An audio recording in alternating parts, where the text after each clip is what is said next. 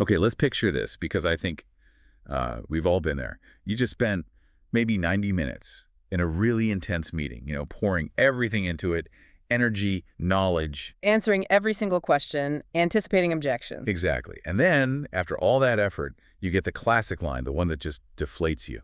Okay, great. I'll think about it. Oh, yeah, that one? What's the immediate, gut reaction? For me, it's usually disappointment, maybe even feeling like, wow, what a complete waste of time. And that feeling is totally understandable, right? Because from a purely transactional view, you spend a lot time, energy, focus, and you got, well, nothing back immediately. Right. Zero.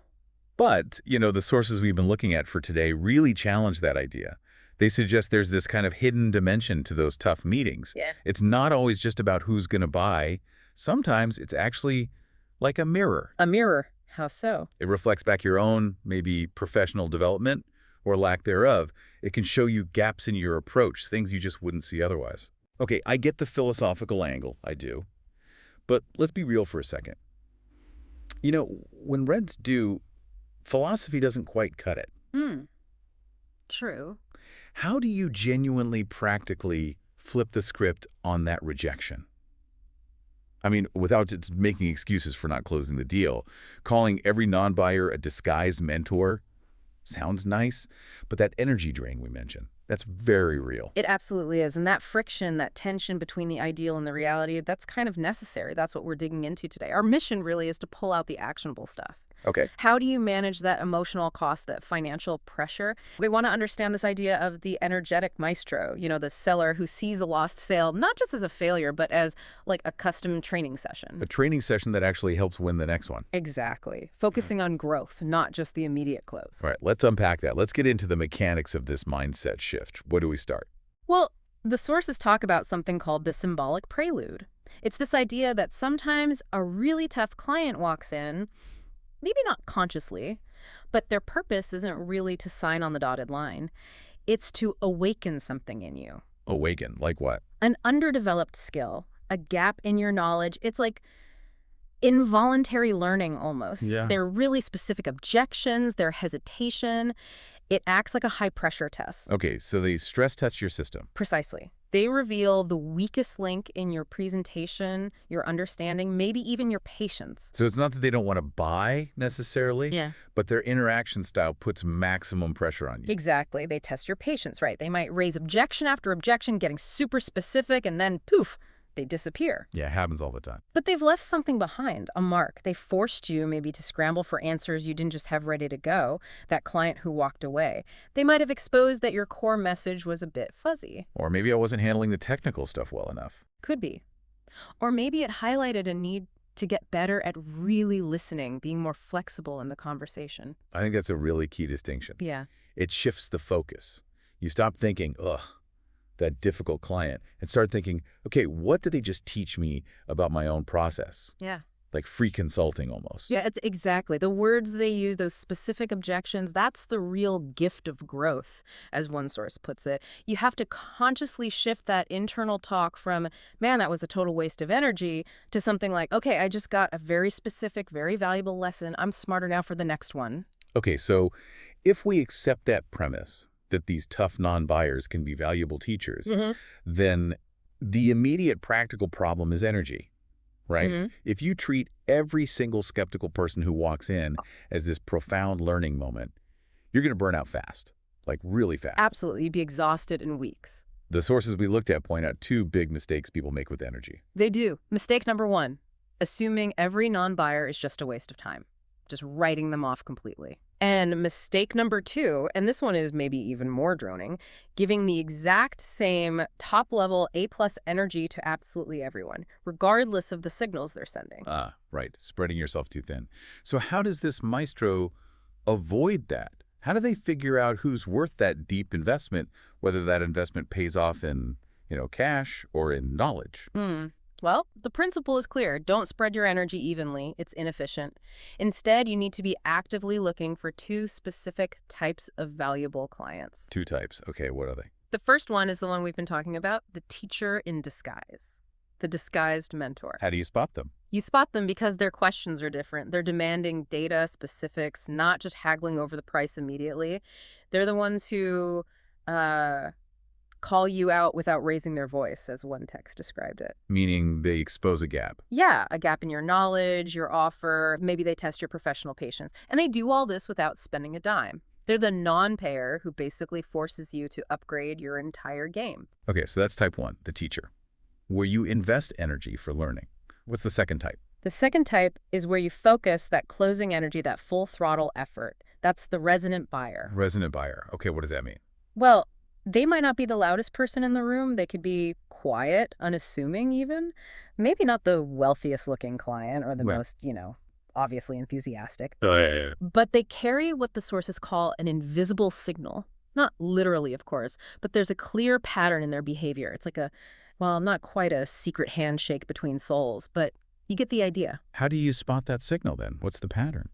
They shift the conversation, they stop focusing only on the price or the discount, and they start talking about utility, about integration. Ah, like how it fits into their life or business. Exactly. They want to know how your solution works within their bigger picture, their long-term plans, not just if they can knock another 5% off. They connect with the why behind what you're offering. That really clarifies the energy allocation. Mm-hmm. Okay, so analytical energy goes towards the teachers, and the full closing energy goes towards the resonant buyers. Makes sense. Mm-hmm. Let's make this concrete, though. We have that case study, right? Mateo at Horizon Speed Motors, selling that high-end sports car, the Blaze X GT. Yeah, great example. So Mateo, he's young, eager, ambitious, a consultant at this premium dealership, and he runs into Mr. Kenji Yamamoto, retired engineer, perfect disguised mentor type. Okay, so Mateo starts his pitch. Yeah, he launches into his standard presentation, probably focuses on the looks, the speed, the horsepower, the surface level stuff. But Mr. Yamamoto isn't interested in the fluff. Not at all. He starts asking these incredibly technical, really demanding questions, stuff that goes way beyond the brochure. Like what kind of questions? We're talking details about the precise alloy composition of the car's chassis, nuances of how the suspension is tuned under high G-forces, like in hard cornering. Wow, okay, deep stuff. Engine cooling efficiency under sustained high output. Even the logic programmed into the transmission software for dynamic driving conditions. He's basically asking for the engineering blueprints. Pretty much. And there was this one specific question that really threw Mateo. Yamamoto asked why the manufacturer chose a particular type of direct fuel injection system. Okay. But he didn't stop there. He specifically linked it to future emissions regulations. He wanted an answer that showed the car wasn't just powerful now, but smart, forward-thinking, engineered for the long haul. And Mateo, he probably didn't have that answer ready. Not with that level of confidence and context. Exactly. He tried his best, fumbled through, but he was clearly out of his depth, drowning a bit. So after, 90 minutes of this intense back and forth? 90 grueling minutes, yeah, intellectual sparring. And what does Mateo get for all his trouble? The classic line again. I'll think about it. Yamamoto says, very politely, "Thank you, son. This has been very informative. I'll give it some thought." And then he just quietly leaves. Oh, man. That initial feeling from Mateo must have been just crushing. Like, did that guy just come in here to show off how much he knows? Was that seriously just a 90-minute ego trip for him and a total waste of my time? That's the natural reaction, isn't it? Blame the client, assume bad faith. It's the easiest way to process the disappointment. So what changed for Mateo? How did he get past that? This is where the inner mirror idea comes back. Apparently, he had a good manager, someone who encouraged reflective practice.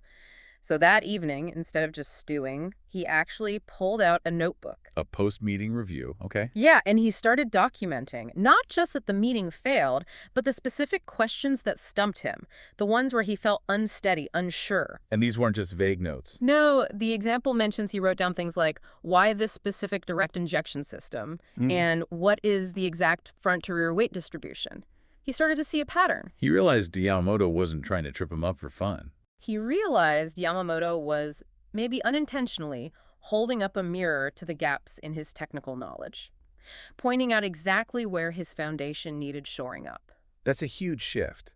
From feeling attacked to seeing it as data. Exactly. That documentation, that specific list of questions, that was the first step. It opened the door to, as the source puts it, something greater. He reframed the disappointment. He saw it as the discomfort that comes with growth. The growing pains. Right. He realized, okay, if I can nail the answers to these kinds of questions, I wouldn't just be a good salesperson. I'd be operating on a whole different level. So he didn't just feel bad and move on. He actually did something with that realization. He absolutely did. He didn't just brood. The case study says he spent the next week or so really digging in, poring over technical documents, talking to the mechanics in the service department, Getting the real details. mastering the engineering story of the Blaze XGT. Now, he knew the weight distribution, which isn't just a number, right? It lets him talk about handling, balance, driving dynamics, not just straight line speed. Yeah, it changes the whole conversation.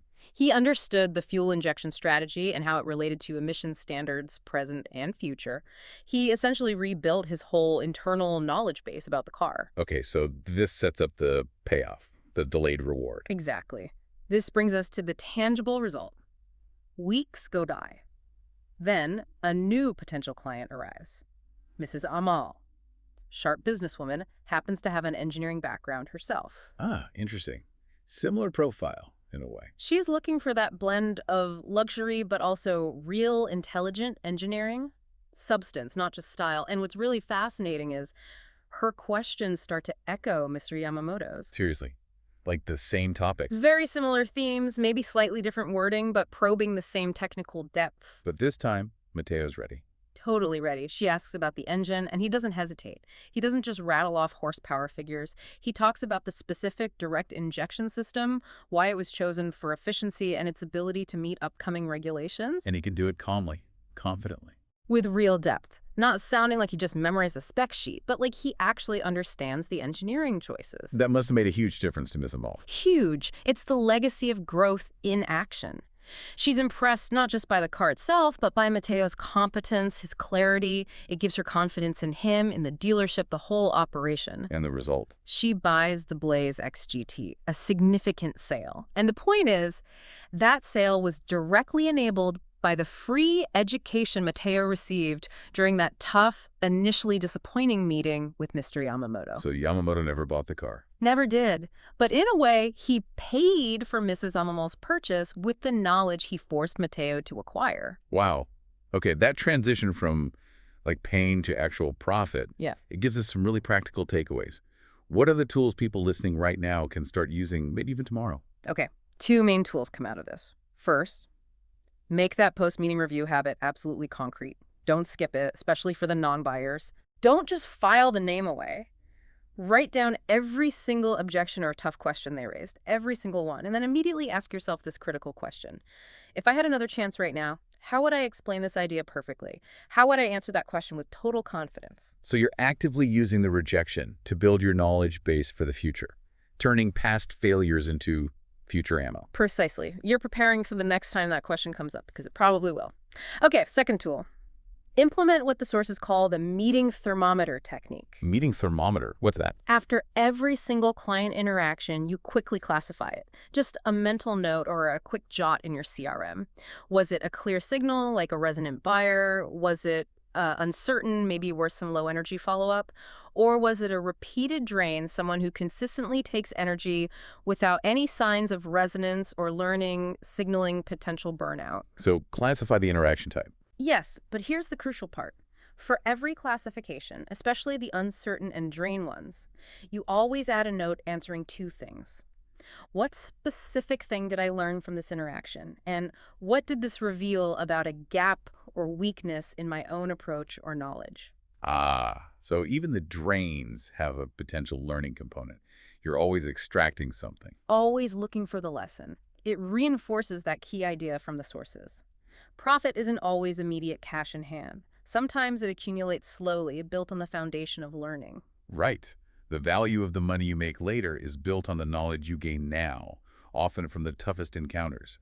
Those challenging clients, they're like hidden investors in your future success. That's a great way to put it. If you start connecting it back to that bigger picture, you're not just passively reacting to meetings anymore. You're actively managing your energy by deliberately seeking out those hidden lessons. And those common roadblocks, getting too sensitive about rejection or treating every single prospect the same? They start to fade because you realize those really demanding clients, the ones who seem like the biggest waste of time initially, they're often your best, most targeted consultants. They didn't pay you in dollars.